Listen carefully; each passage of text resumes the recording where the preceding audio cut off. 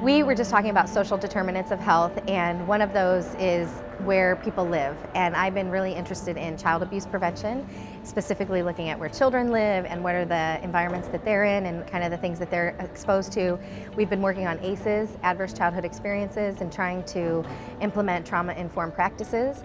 A couple years ago, we were able to get a statute passed for the Department of Health and Social Services to implement trauma-informed practices there, and looking how we can extend that into healthcare, do more comprehensive screenings. We like to talk about addressing the problem upstream, so I think this is a huge opportunity for us to do the earliest intervention possible and hopefully have much better health outcomes and save a lot of money. We've just been talking about opportunities for trauma-informed healthcare and looking at ways we may be able to require that comprehensive screening and need to have a conversation about how that would be paid for. Of course, that's the complication with some of these items that are not sort of in the traditional Medicaid billing and other private insurance billings. And then also mental health. We have been really looking at how can we get more mental health providers in the state. We know there's a big waiting list for children's mental health, and so the quicker we can get somebody into that care, the better we're able to help them with that healthcare problem. So I'd really like to either find a way to do a pilot program or have the state do some investment, but we need to have more mental health care providers,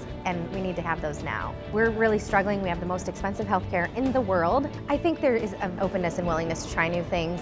We are challenged by a small population, and the fact that when you take into account TRICARE through our military active and veterans and families, and state and federal employees, and then our Medicaid recipients, then you have just a very, very small group left that is in the sort of private insured world. And so we really struggle because of the small population and large geographic area that we're trying to provide care. So we need those innovative models that can help address those different challenges and really meet the needs of Alaskans, and focused on reducing spending, which can provide for good outcomes that can cause people to be innovative, but also really a strong conversation about improving health outcomes.